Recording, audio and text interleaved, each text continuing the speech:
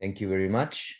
So first of all, I would like to thank the organizers for the kind invitation to speak at this workshop. And okay, so this is working. Indeed, this workshop is about experimental tests of quantum gravity in precision laboratory tests. And the story I will tell you about today, indeed, starts from the what I would call the prehistory, excuse me, of quantum gravity phenomenology. Namely, this paper here by John Ellis, Agalin, Nanopoulos, and Srebnicki from 1983. Essentially, what they did in this paper was to propose tests of fundamental decoherence using neutral counts and neutron interferometry. Essentially, their motivation was the claim by Hawking made a few years before that black holes might evolve pure states into mixed states and thus lead to a fundamental loss of information. So in more detail, we know that ordinary quantum evolution is described by a unitary operator S, which evolves the density matrix describing an initial state into the density matrix describing a final state at a given time. Okay. Well, if the initial density matrix represents a pure state, namely the trace of the density matrix squared is equal to 1, then by unitary evolution, this property is preserved. So the final density matrix describing the final state will be pure as well if the initial state was pure. So in this sense, in ordinary quantum mechanics, purity is eternal. The suggestion by Hawking was that if you start with a pure state in the presence of a black hole and you let this black hole evaporate through Hawking, through the Hawking process, then you might evolve an initial pure state in a final mixed state. Okay, maybe most of you know some of the details of this claim.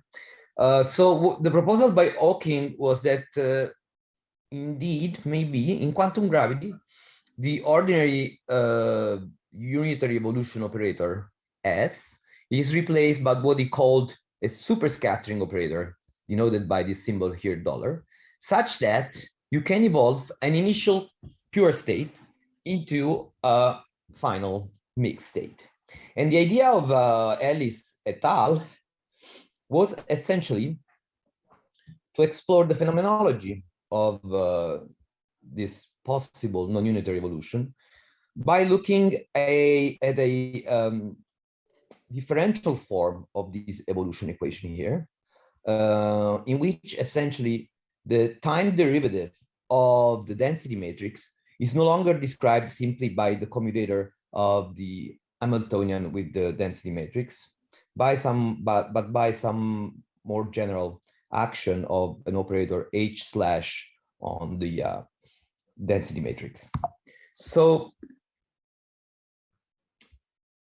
Banks, Peskin, and Susskind subsequently looked for a general form of this operator H slash, and by, sorry, I have this things moving around here. Okay, probably this is better. Just a second. And by requiring just to pin my video.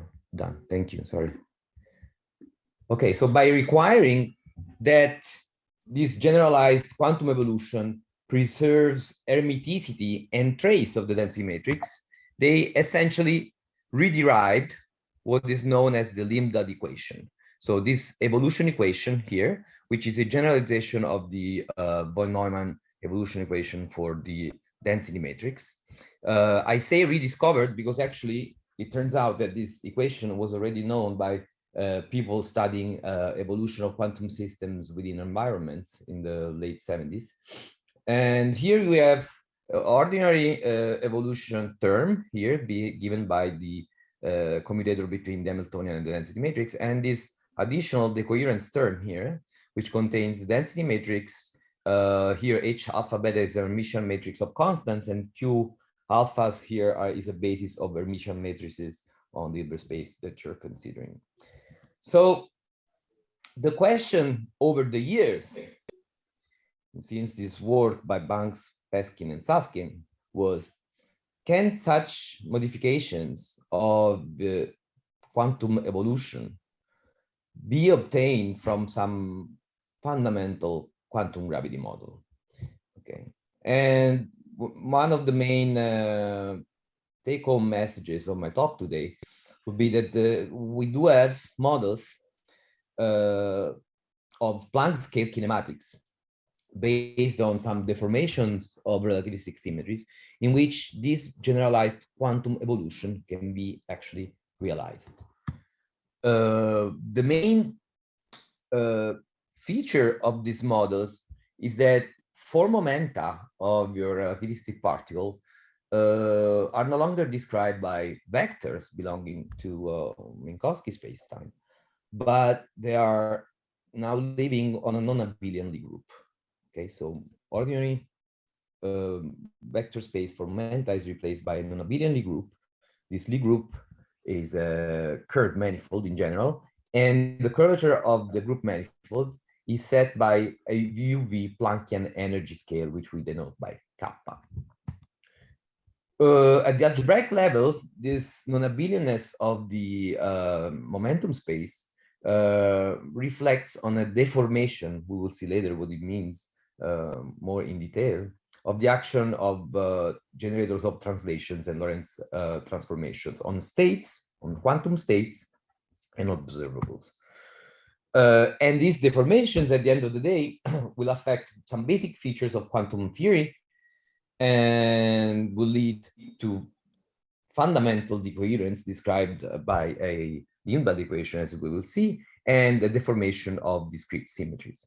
So the results I will be talking about today are based on a series of papers which date back to 2014 and being developed in collaboration with Professor Kowalski-Glickman in Wrocław and Warsaw, Professor Wojtek Wislicki at the Institute for Nuclear Physics in Warsaw, and more recently with my colleagues here in Naples, Giulia Gubitosi, and a student of ours, Vittorio Desposito.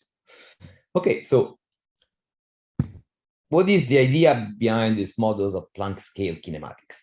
Well, the idea is that there must be some sort of flat space limit, quote, of quantum gravity, namely a limit in which you take the Planck constant and Newton's constant going to zero together by keeping the ratio fixed, so that you have a finite quantity, the Planck mass, Kappa, which plays the role of a fundamental observer-independent UV scale. And this scale, in some way, is built in the structure, in the algebraic structure of your relativistic symmetries. In this way, essentially, the built-in picture of the space-time would be of some sort of quantum Minkowski space-time, which is essentially described by non-commutative algebra of functions on some coordinates which are elements of a Lie algebra. Okay, these are non-commutative coordinates which close a Lie algebra, which becomes abelian, so ordinary coordinates in the Kappa going to infinity limit, so when the deformation vanishes. And the four momenta described in the kinematics, as I said, would be described now by coordinates on a non-abelian Lie group. This might sound a bit, exotic, the whole idea here, but actually this scenario is realized in quantum gravity in 2+1 space-time dimensions. In 2+1 dimensions, when the convergence constant vanishes, all solutions to the Einstein equations are locally flat. The theory is topological, so there's no local degrees of freedom. And what you have to do in order to couple point particles to the theory is to introduce them as topological conical defects.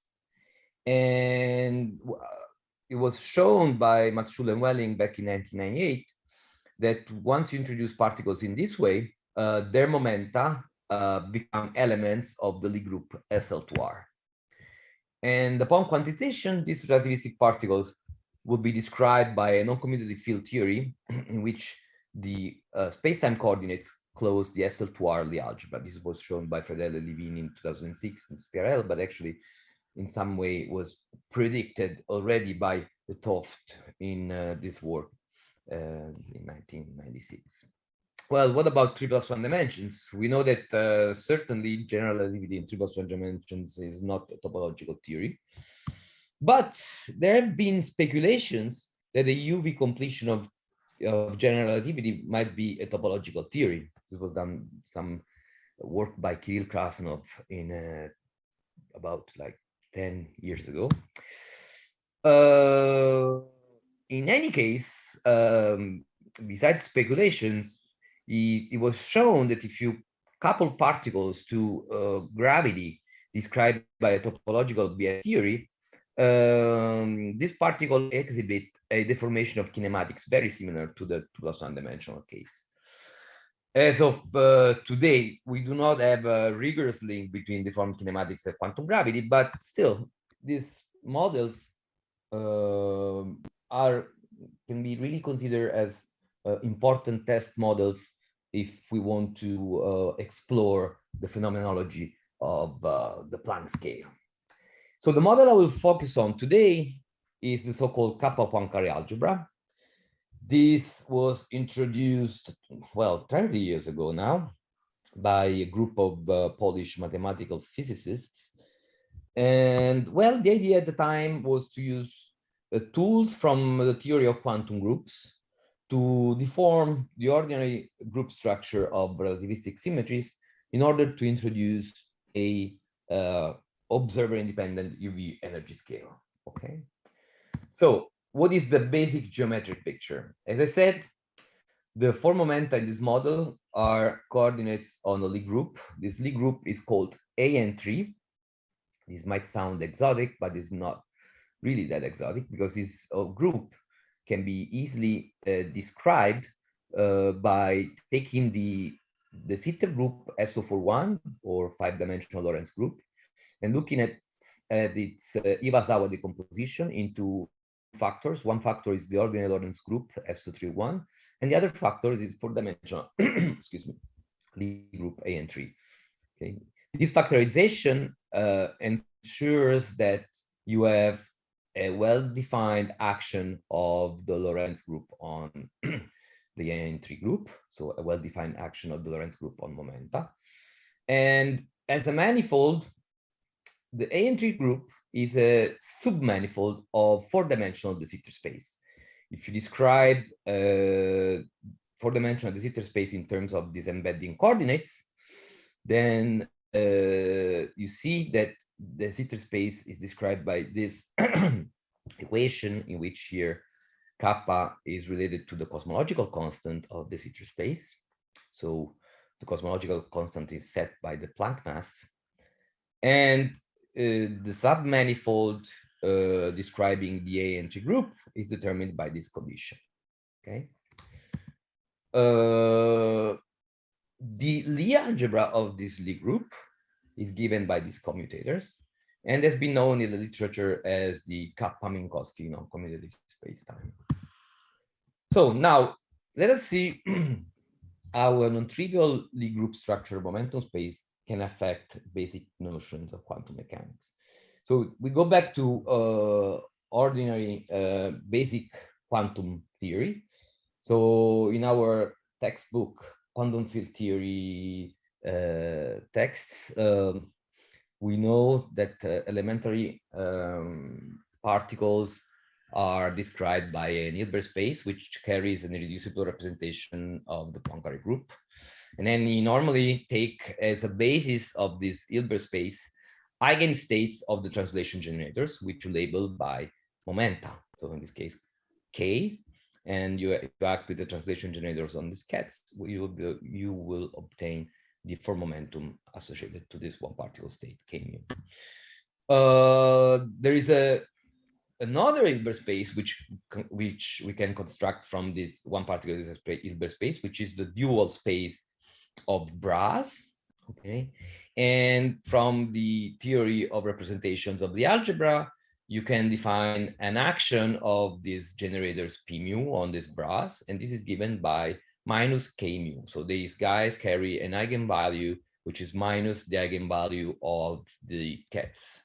Okay, and you can describe this action from the left on brass in terms of the action to the right on brass by some map of the operator p mu, which we called S p mu, which in this case is nothing but minus p mu. Okay.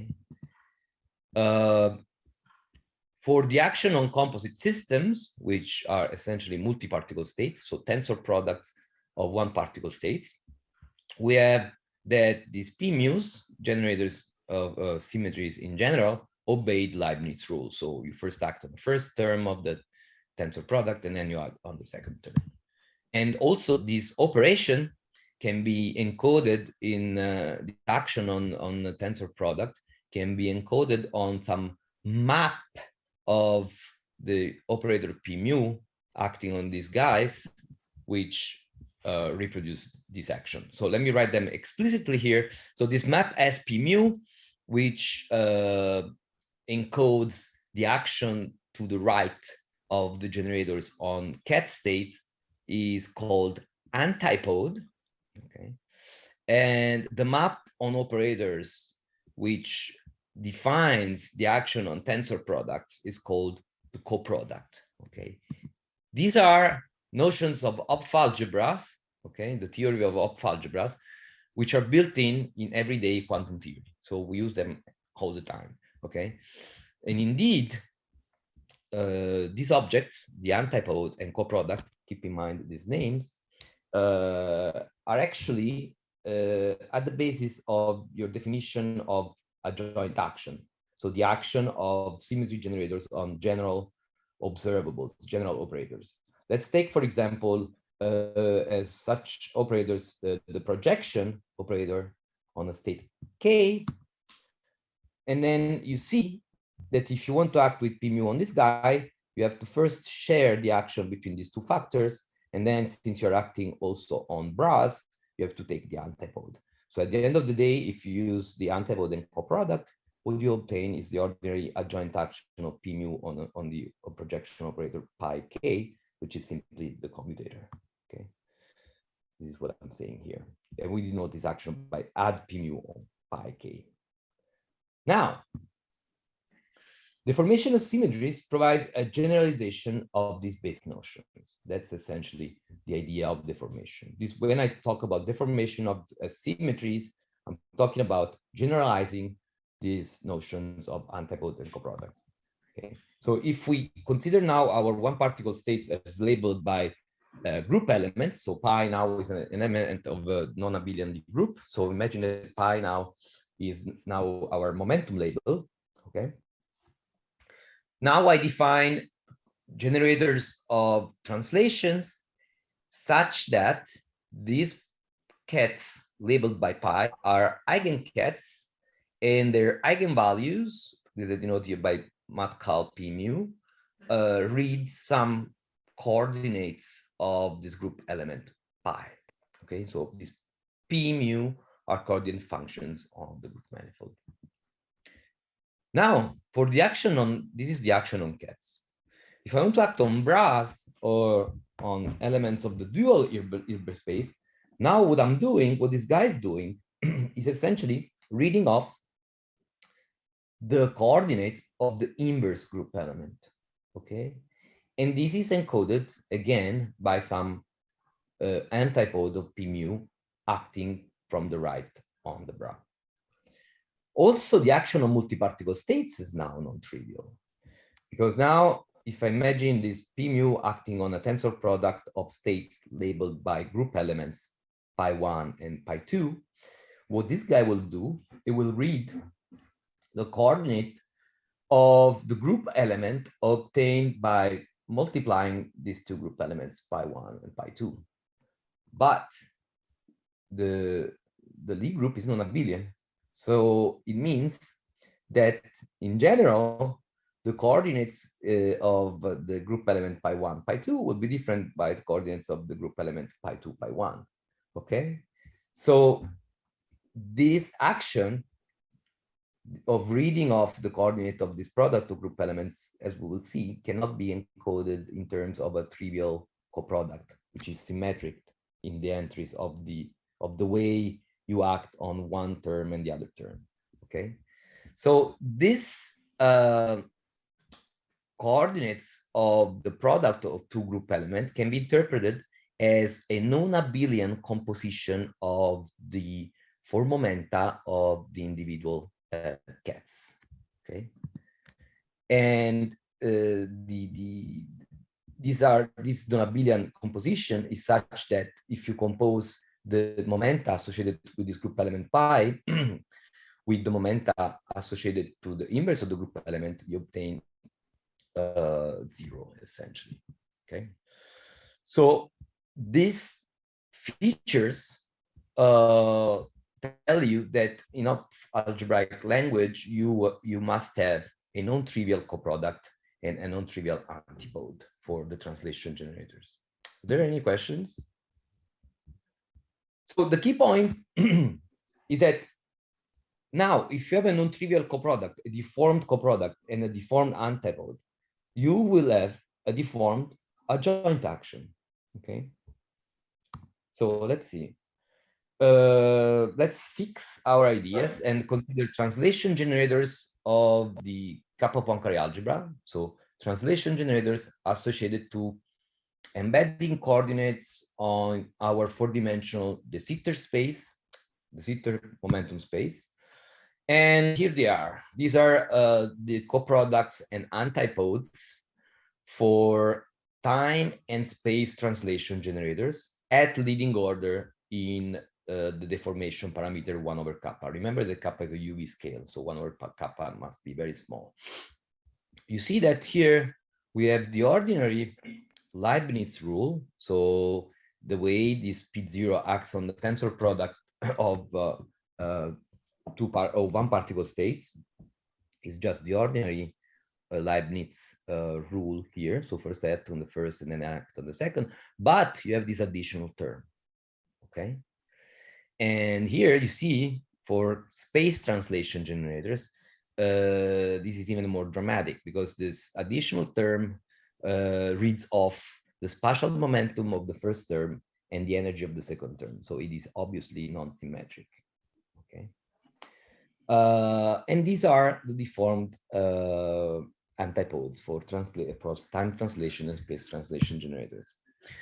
Well, this is for the connoisseur of Kappa-Pankari, this choice of translation generators with this type of deformed coproducts and antipodes is known in the Kappa-Pankari literature as classical basis. Why? Because essentially the action of Lorentz transformations on this P mu is undeformed. So you have the standard Poincare algebra, and also mass shell condition is undeformed. So you just have the ordinary relationship between energy and linear momentum of your particles.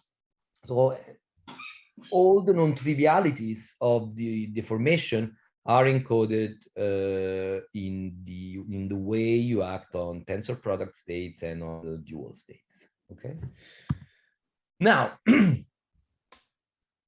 let us look at the evolution of the density matrix of a given quantum system. This is given by the adjoint action of the Hamiltonian, which generates time translations, okay? And is normally given by this Bohm-Neumann expression here, okay? So this commutator is interpreted as the adjoint action of H on rho. Now, this adjoint action, as we saw briefly before, can be written in terms of the coproduct and antipode of H. So in general, let's consider the adjoint action of a generator G on an observable O. This can be written in this way in terms of antipode and coproduct of the generator G. So if you look at just the undeformed coproduct and antipode, this is exactly this. You see, this is the coproduct, and here you have a minus sign because you're taking the antipode of G. And this diamond symbol here, it means that you're sandwiching the O between, when you have a tensor product of objects here, you're sandwiching the O between these two guys. And you see that with ordinary coproduct and antipode, the adjoint action is just the commutator. This I showed you in a few slides before, but I wanted to reproduce it here for clarity. Now, let us consider a free particle. Okay, just free particle. And excuse me. For a free particle, the time evolution is simply determined by the generator of time translation, P0. Okay. Now, since we are looking at P0s, so a generators of time translations, which have non-trivial antipodes and non-trivial coproducts, in order to preserve hermeticity of the evolution, we assume that the time evolution is determined by this combination of the adjoint action of P0 on rho minus the adjoint action of P0 on rho dagger. Okay. Of course, I mean, this just reproduces the ordinary von Neumann evolution when you have trivial coproducts and antipodes for P0. Let us focus, let us take this expression and now plug in it the Kappa deformed coproduct and antipodes we saw in the previous slides. So this ones, okay, for P0. So we take this and we take this. And we plug them into this expression for the adjoint and plug it in here. And the result is this beautiful momentum-dependent Lindblad evolution equation for our density matrix.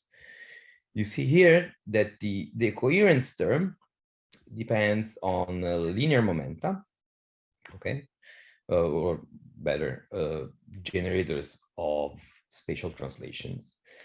And this decoherence term vanishes in the limit kappa going to infinity. So in the limit of essentially flat momentum space, okay, in the limit in which everything becomes abelian and commutative.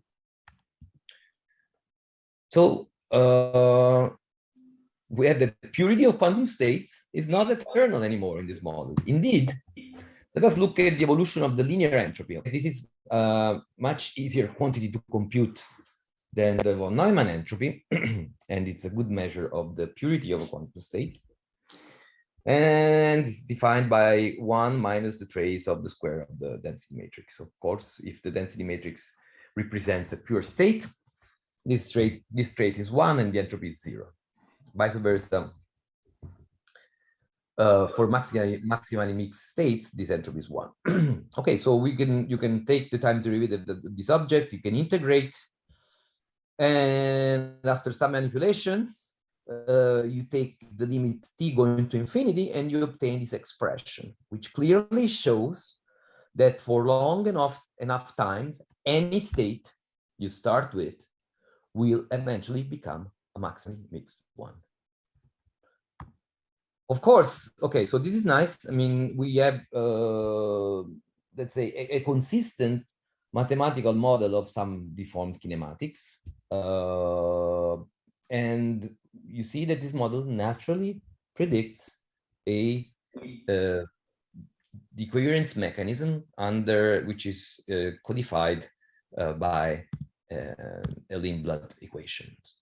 So we do have really a model of Planck-scale kinematics in which fundamental decoherence is present. Okay, sorry, this is something happening here. I don't know. Good. Of course, I mean, there is a long history of phenomenology looking at searches for violations of quantum mechanics, namely looking at more general evolution than the von Neumann evolution, using, for example, precision measurements on neutral count systems. You know, we especially at the Chloe and Chloe 2 experiment in Frascati. Well, one of the objectives here on our side is to get input from this Kappa-Lindblad evolution to derive some deformed evolution for the count system, and so to develop some kind of effective and description of the system. But also, I mean, there are other potential experimental windows which could set limits on this, could set bounds on these models, and one of that is the look at the behavior of neutrino oscillations, you know, in our multi-messenger physics searches for signals of quantum gravity. Okay, well, a very natural question to ask is, do these new structures we introduce through this deformation affect discrete symmetries? Why is this a natural question? Well, it was Wald back in 1980 that pointed out that if you have some sort of quantum gravity induced fundamental decoherence, so some sort of space-time foam picture at the Planck scale, this in some way would lead to some violation of the assumptions of the CPT theorem. And then you would have essentially a form of violation of CPT in the sense that the CPT operator is no longer well defined. And indeed, there's again a long and venerable literature of searches of both fundamental decoherence and violations of CPT using the neutral count system, for example. And you can see this very nice review by Nick Mavromatos back in 2009. Well, what we did show with my collaborator Kowalski-Glickman a few years ago is that actually if you have a non-trivial antipode for your generators of relativistic symmetries, then these affect the definition of discrete symmetries, and that they will ultimately lead to a deformed notion of CPT transformations. So in the last few minutes I have, I'll just show you essentially why this is the case. So what we will do is to use some basic physical requirements and algebraic consistency requirements to define the action of parity, time reversal, and charge conjugation on our quantum states. Okay. So for example, let's take parity. The physical requirement is that the total linear momentum of a particle and of its parity image must vanish. Okay, so in our deformed context, this implies that parity of the generator of spatial translations must involve the antipode. Okay, because this way you will have the non-abelian position of the particle momentum and the antipode of the parity mapped particle. If you sum these two guys, their sum is 0. Okay, so in this way, the requirement of having total 0 total linear momentum is fulfilled. Then the algebraic consistency is the following. If you use the antipode map on one of the generators of your symmetries, then you must use it for all of them to keep the algebraic structure working. And we use also what I call the correspondence principle, that in the limit kappa going to infinity, you must reobtain ordinary parity operator, the ordinary action of the parity operator on the generators of symmetries. The result is the following. So we said that parity acting on the generator of space translations is given simply by the antipode. Here is the expression in leading order. And then you will have the following action. Parity on the time translations will be given minus the antipode. The parity on the generator of rotations will be minus the antipode, which is just trivial, the ordinary action of parity on translation generators. And on boosts, you will have the antipode, okay? The parity operator acting on the generators of boosts will just be the antipode of generator of boosts, which is this ugly expression here, okay? See, quite non-trivial. In order to define time reversal, you do the same, but you now require that in the limit kappa going to infinity, time reversal flips the sign of MI, of the generators of translations. Okay, and so now I didn't write explicitly the antipodes because you have them here. It's just some change in signs. You see the action of time reversal on PI is exactly the same as above, the same on time translations, but now you have to change the sign of rotations essentially, and you're changing the sign of boosts as well. Okay. Charge conjugation is a bit more subtle than parity and time reversals. Indeed, you just now look, for example, at the simple example of a complex scalar field. You consider the one particle Hilbert space for the system, and then the complex conjugate Hilbert space is your one antiparticle space. And what the ordinary charge conjugation does on your complex scalar field maps a element of the one particle Hilbert space into this element of the one antiparticle Hilbert space, which has the opposite sign on the label momentum. Now, the important observation is that the complex conjugate Hilbert space is isomorphic to the dual Hilbert space. And we know that on the dual Hilbert space, as I said before, you act one with antipodes. So imposing again that in the limit kappa going to infinity, you recover the ordinary charge conjugation. This is the expression, excuse me, for charge conjugation that you obtain. Of course, you can combine all this together to obtain the following deformed action of the CPT operator on translation on generators of relativistic symmetries. Okay.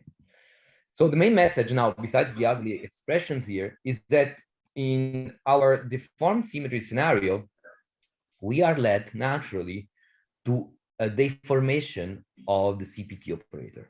You see here, if you let kappa go into infinity, this is just the ordinary action of the CPT operator on generators of relativistic symmetries.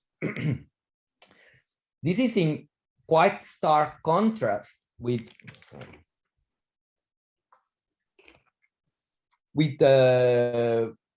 what Wald proposed.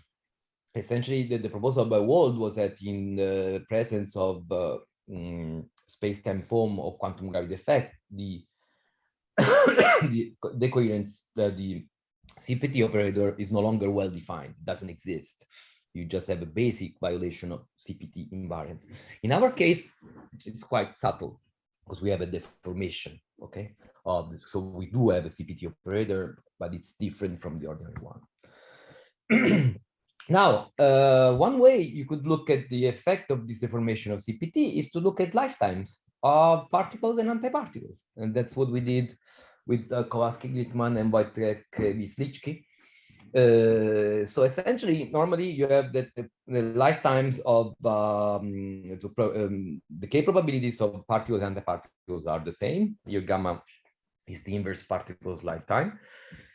Now, in our case, the relativistic gamma factor, which is responsible for time dilation of these particles, when you look at them in the lab, is E over m for the particle and is the antipode of E, okay? The antipode of the energy over m for the antiparticle, which is this expression here, which differs from E over m by this term, which is suppressed by kappa. Remember that kappa is energy scale of the order of the Planck scale.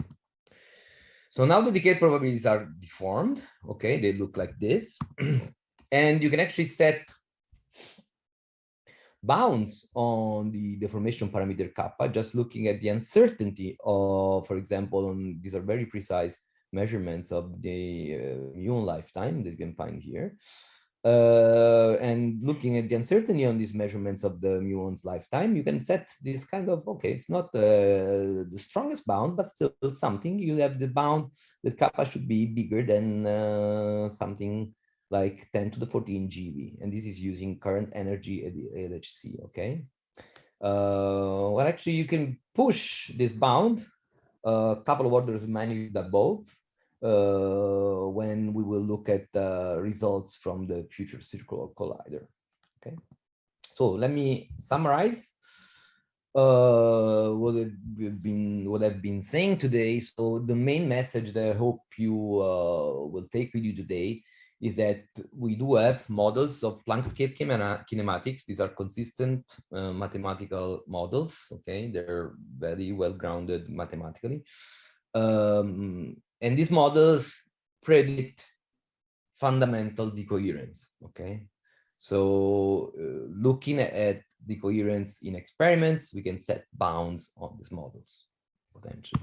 And also, these models lead to deviations from ordinary CPT invariance, as I claimed before. So the nice thing is that the phenomenology associated to these two effects that I just showed you today, in the context of our models, is largely unexplored. And thus, I mean, we really do need the input from experimentalists to take, really take advantage of this new window on the quantum gravity realm. And thank you very much. I'm done.